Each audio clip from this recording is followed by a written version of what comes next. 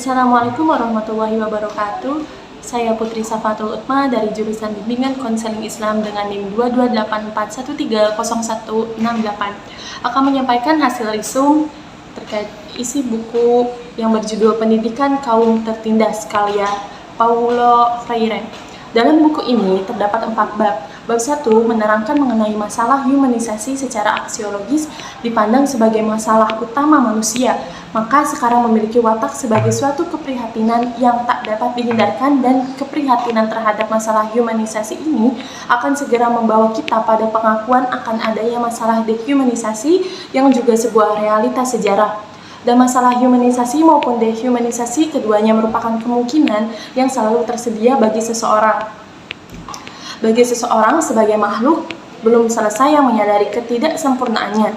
Tetapi sepanjang keduanya itu merupakan pilihan yang nyata, maka hanya yang pertama itulah yang merupakan fitrah manusia. Oleh karena itu, seorang pemimpin revolusi harus menerapkan pendidikan ko-internasional di mana guru dan murid bersama-sama mengamati realitas, dan keduanya adalah subjek serta tidak saja dalam tugas menyikapi realitas ini untuk dapat mengetahuinya secara kritis, tetapi juga dalam tugas menciptakan kembali pengetahuan itu.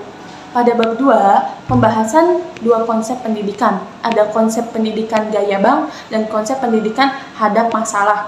Konsep pendidikan gaya Bang cenderung membuat dikotomi terhadap apa saja atau membedakan 2 tahap kegiatan seorang pendidik.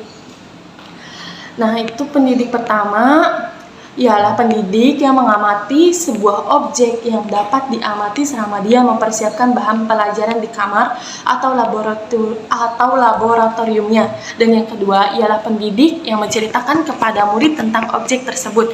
Sedangkan metode pendidikan terhadap masalah tidak membuat dikotomi kegiatan murid-muridnya.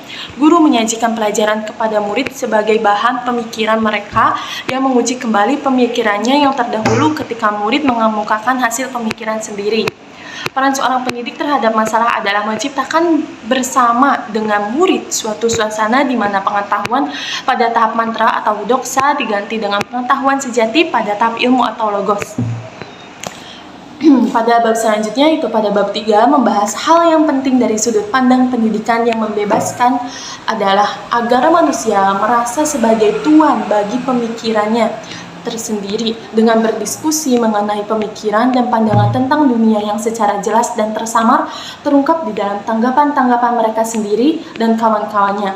Pada bab 4, di dalam bab ini terdapat proporsi umum yang dianalisis sebagai teori tindakan yang anti-biologis dan biologis, diantaranya yaitu ada penaklukan, pecah dan kuasai, manipulasi, serangan budaya, organisasi, kerjasama, sintesa, kebudayaan, serta persatuan dan pembebasan. Dapat disebutkan untuk mengetahui pendidikan yang membebaskan menurut Paulo Freire, yaitu lebih mengarah kepada kehumanisasi sosial. Sedangkan dalam prinsip utama pendidikan Islam tidak hanya menyangkut masalah humanisasi sosial belaka, tetapi juga mengarah ke pengembangan berpikir bebas dan mandiri secara demokratis dengan memperhatikan kecenderungan peserta didik secara individual yang menyangkut aspek kecerdasan akal dan bakat yang dititik beratkan pada pengembangan akhlak. Konsep pemikiran Paulo Freire tentang pendidikan lebih mengarah kepada konsep pendidikan pembebasan atau humanisasi, dan Islam sendiri juga melarang semua bentuk penindasan. Secara historis Islam juga telah menerapkan pendidikan pembebasan sebagaimana yang telah diterapkan oleh Nabi Muhammad SAW, yaitu gerakan pembebasan dari eksploitasi, penindasan, dominasi, dan ketidakadilan dalam segala aspeknya.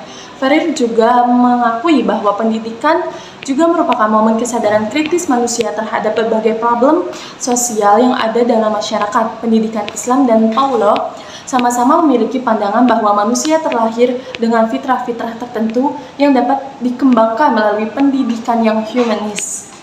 Mungkin cukup sekian penjelasan mengenai hasil risum saya. Mohon maaf apabila banyak kesalahan. Assalamualaikum warahmatullahi wabarakatuh.